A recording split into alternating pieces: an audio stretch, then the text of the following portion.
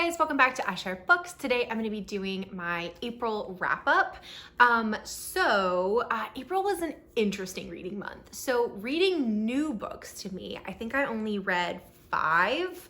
So not the best, but I reread 5. I reread 5 books. And then I had like 4 DNFs. So I'm going to share all of those with you, which is, I don't know, so what I find myself doing a lot is when I get anxious, overwhelmed, just like there's so much going on, I find myself rereading a lot or wanting to reread a lot. And so this month I just totally let myself do that because it was just really busy and I just felt like my brain wouldn't focus unless it was something I'd already read. So I'll kind of go over my DNFs and rereads first, and then I'll go over the ones that were new reads for April. So DNFs.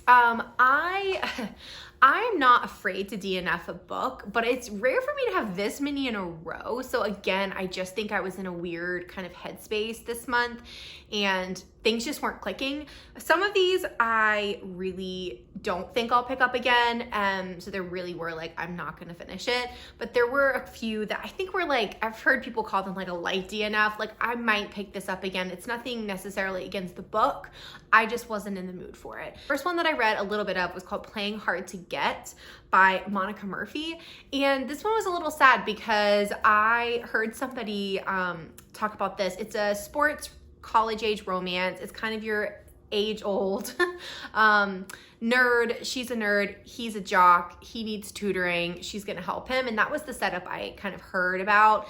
And I even heard someone say like, it was like Nayli, from like One Tree Hill, like vibes. So I was like, oh, let's try this. And it's not that it was bad. I think I got about 25% of the way through. It's just, it wasn't great. Like it wasn't thrilling me. I didn't love this setup because if I want to read a like nerd jock book, I love that. I'm not going to lie. I'm total trash for that like trope. But I wanted to actually be a nerd and somebody who's like awkward or like loves learning, loves to read, and is truly like a nerd versus a jock, and then seeing the two who have nothing in common on page come together. This one too, the hero is his best friend's the heroine is his best friend's little sister in this one too. So they kind of already knew each other, and I didn't love that because like I like when they meet and it's just like sparks, and they kind of already knew each other. And she's always had a massive crush, and I just felt like she wasn't really a nerd. Like she's brand new to the school, didn't really know as many people, but that's not the same thing. So I don't know, it wasn't clicking for me. So I put that one down. I don't know if I'll pick that one back up because it wasn't really vibing with me. The second one was Power Play by Lexi James, and I've never read anything by this author before, but I think I saw like a reel on either Instagram, it must have been Instagram, about this, and it had like quotes from the book, and I knew she used to be like a ballerina. He was a single dad, and I think she's like the nanny. Now this one I could pick up again, maybe. I only got like 10-15% into this one, and it just wasn't necessarily vibing with me. Again, I don't know why. It didn't grab me. And when I'm in kind of a weird headspace, I really need something to just like suck me in. And this one just didn't. So if anyone's read this book, let me know if you think it's worth me like going back and reading it again. The next one, I definitely think this next two I will go back to. The next one's called The Demon Court, and it's by Emma Hamm. And this one's like a fantasy romance. And I haven't read anything from Emma Hamm, I don't think, but I know a lot of people love her stuff. And this is her new one, which I don't know if you can tell based on the cover, but it's supposed to be a lot steamier than some of her other books. But it's really cool premise, and like they follow the different demon courts that have the different sins. So I believe the first one's lust, and this one I did like, but for some reason I just didn't want to pick it up. Like, when you're just having to like force yourself to pick up your Kindle. So I put it down because I wanted to read it when I actually was in the mood to read it. So this one I do see myself maybe going back to because the premise is really cool and I love a fantasy romance. And then the last one that I DNF'd, I told you there was a lot this month, was Entreat Me by Grace Draven. And no one is more shocked than me because I love Grace Draven. But I was listening to this one on audio, and I know it's like a Beauty and the Beast retelling, and I will say Grace Draven's books sometimes do have, in my opinion, a bit of a slow start, and then you really get into like the meat of it. And I don't think I gave it enough time. I do think I'll go back to this one because I know friends who love this book. So I do think I'll probably go back to this one at some point, but it just wasn't grabbing me.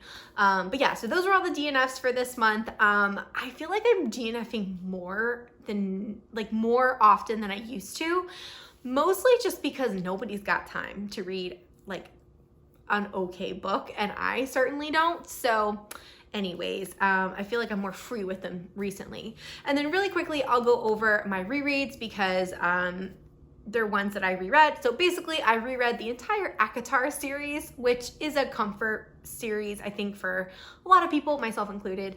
But I will say, I wanted to mention, I listened to the dramatized version of it. So it's of the audiobook, and it was so good. I've listened to the regular audiobooks before for this series, and they're good as well. Don't get me wrong, they're really good. But this one has like the whole cast of characters, and it has music, and it has like background noise and stuff like that. And it was so good. If you haven't listened to those, definitely look them up. They're on AnyPlay if you have that subscription. If not, I'm sure you can probably buy them as well. But they were so good. Yeah, so I listened to all three because once you read one, you really have to reread the rest. And I will say, I haven't reread ACOTAR, the first one, in a long time. I usually just reread the second one, sometimes the second and the third. And it was really fun. I really liked reading it and picking out different things I hadn't heard before or whatever, and it was fun time. So there was that. Then I reread what is probably my top comfort read, at least these days, which is Marrying Winterbourne by Lisa Kleypas. Oh, I think I actually have it. Yeah. So I reread these two. So I reread Marrying Winterbourne by Lisa Kleypas, which it's just, I love this book. I really think this might be one of my favorite book. You know how everyone asks, what's your favorite book? I never know what to say. I think it might be this one. I absolutely love it. This is book 2 in her Ravenel series.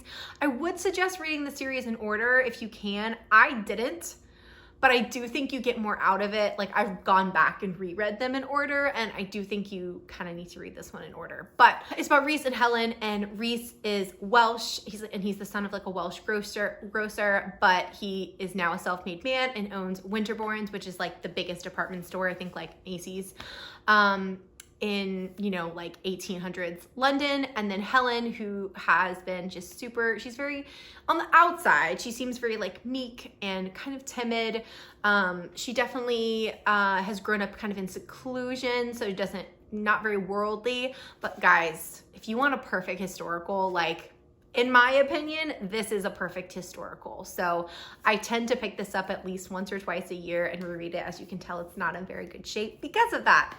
And then I also did reread Devil in Spring. I didn't finish this one though. I think I got like halfway. So sometimes when I reread, I just reread scenes or like part of the book. So I may finish this one, I may not. I'm not sure yet. But again, this is book 3 in her Lisa Kleypas Ravenel series.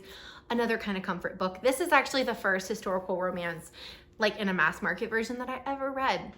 So it has a really special place in my heart. So, but yeah, so I reread those as like comfort reads. Okay, now I will talk about the other 5 books that I read. 6 books. Well, okay, 5 books. The 6th one I'm almost finished with, so I'm gonna go ahead and talk about it now because I feel like otherwise I'm gonna completely forget everything by the time I talk about it in May. But these will be kind of I think I'll do it in like least favorite to most favorite, but keep in mind that this month it was very like this. Like, they're all 4, 4.5, and then I've got 1 5-star. So, there's not very much variety.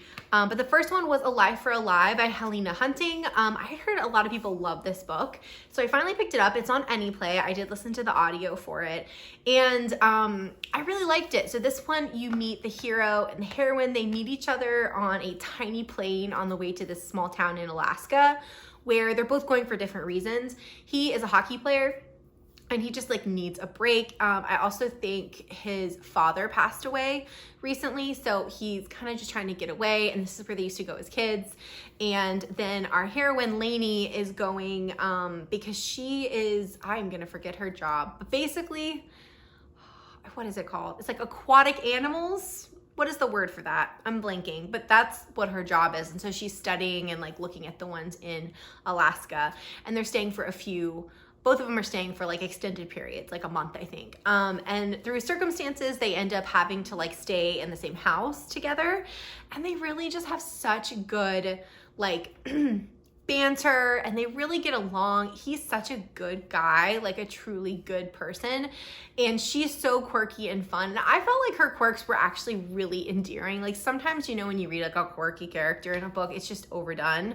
But I do think hers were just, it was just her. Like she just was kind of odd sometimes, and I liked it.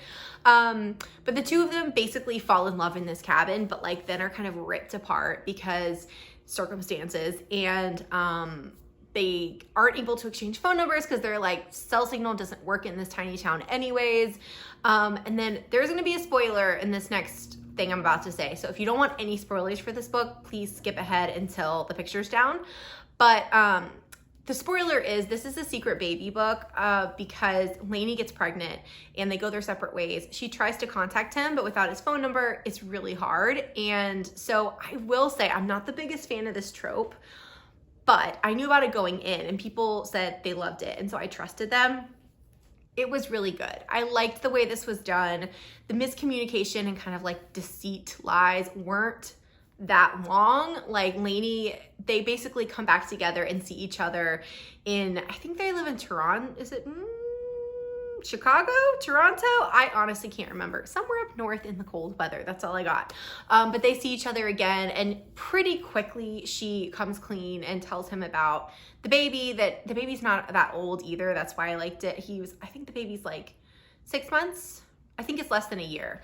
And you know, he really steps up and is just like, yeah, like I was falling in love with you. Like that's my child. And I like the way it was handled. I thought they were super cute together, and there wasn't a ton of angst after they got back together, which I liked. So I gave that one 4 stars. Then I read Coach by Daphne Perry. This was her newest release that came out, and I liked this one. It was, you know, when you just read like a solid contemporary romance and you're like, yep, that was a good book. Like nothing like crazy to scream home about, but like a good solid read. This book follows our 2 main characters who I wouldn't call it second chance necessarily. They basically know each other in college and are kind of at that precipice where they're about to become something more than friends. Like they both really basically are in love with each other, but they haven't quite become more than friends. And then something happens where they're completely torn apart, and it flashes forward. So most of the book is in the present, just a few scenes here or there in the past.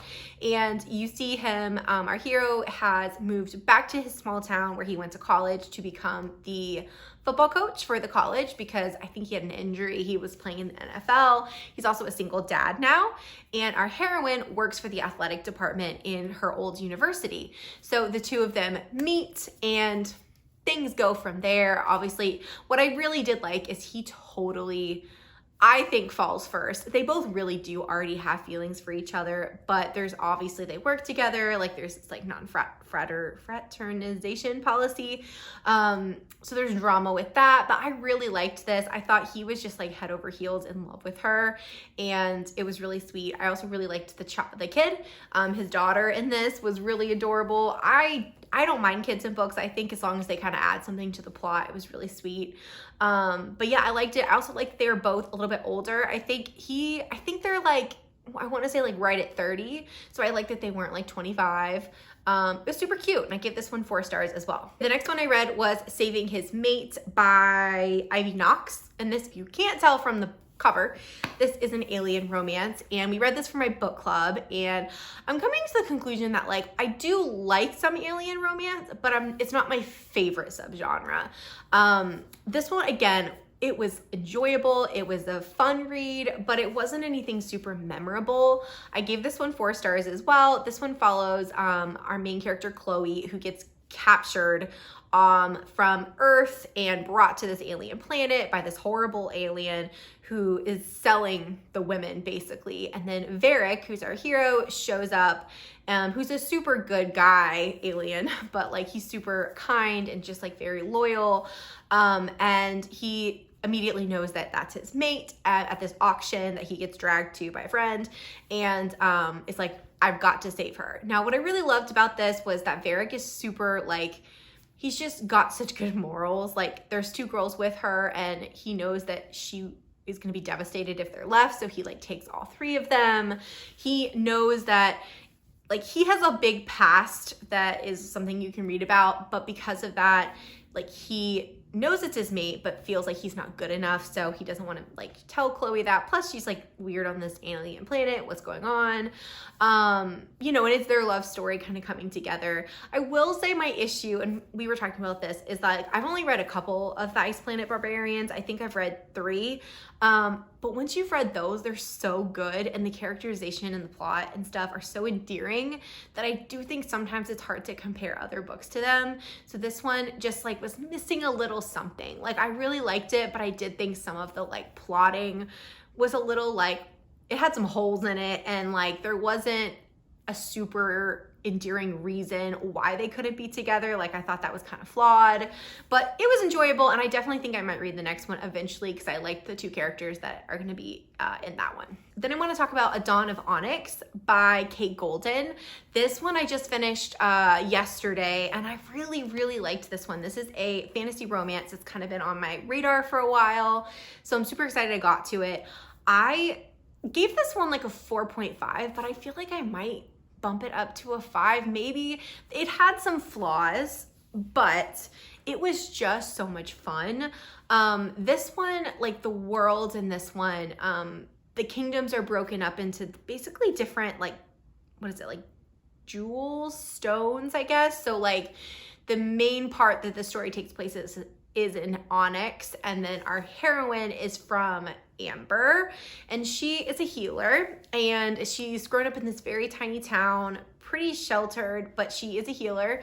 So she has both skills as a healer, but also she has magic, and she can heal people through her magic as well. No one really knows, like, where this came from, but there are other people with magic. It's not like she's the only one around that has it. So the story starts when there's a war started by Onyx, and this, like, horrible Onyx king that everyone thinks he has a horrible reputation, and that, like, he's basically attacked Amber and no one knows why, and it's like, what is going on? So all the men from Amber have had to, like, get into the war, and they're fighting. Start of the book, the family is trying to run away, and it turns out that the brother who's a soldier stole money from the Onyx king, like, from his soldiers, and it comes out through events that she has to make this deal with the Onyx king, basically, so her brother doesn't have to do anything, and so he's gonna keep her and use her for her healing services in the Onyx outpost, which is where he's at with, like, his soldiers for the war, and the story goes from there. I was just so charmed. I liked the characters a whole lot. Obviously, there's a lot more to the Onyx king, who, spoiler alert, is the hero of the story. You know, was it a little bit predictable? Yes. Like, was I, like, shocked that that was the hero? No. But did I still really like it? So I like that. I liked our main character a lot, Arwen. Reading from her perspective, I really thought Arwen was a strong character. I like that I like the healing side of things. Again, the big kind of reveal at the end wasn't super surprising, but I'm totally on board. The only thing I will say, the reason I didn't give it 5 stars originally is I feel like in some instances, the characters read a little bit immature, especially the Onyx King. And I think the author was trying to go for, like, lighthearted and, like, look, this guy is not super dark and broody and evil all the time. Like, he has these really light, sweet moments, and I did like that, but sometimes he was almost just, in Arwen as well, just read a little immature, just in the way that certain things were handled, which would have been fine, but then there are some steamy scenes. I will say there's not a ton of actual, like, romance in the first book. I definitely think it's going to be like a as you go, you get more type of thing, but I don't know, it kind of was like, for them to be painted a little bit younger, it didn't match A, their age, especially his, and B, like, the other kind of, like, romance side of things. I just felt like it didn't always mesh. But I do kind of feel like maybe the author, I think this might be her first book. Maybe she was kind of trying to figure out these characters and really kind of still figuring out their motives and their like backgrounds and stuff like that. So I overall really enjoyed it though, and I want to read the next one. Okay, and then the last one I finished was When the Earl Met His Match. I think this was my favorite of the month, either that or A Dawn of Onyx. I can't decide, but I did give this one 5 stars. And this is by Stacey Reid. You guys, if you've watched any of my videos, probably know I am a Stacey Reid fangirl. I think she writes some of the best historical romances. So I'm going back and reading some of the books in her backlist. And this one is in a series. I have not read the rest of the series, but I saw a couple of people talking about it and the plot just seemed really cute. So the plot just seemed really cute on this one, so I picked it up.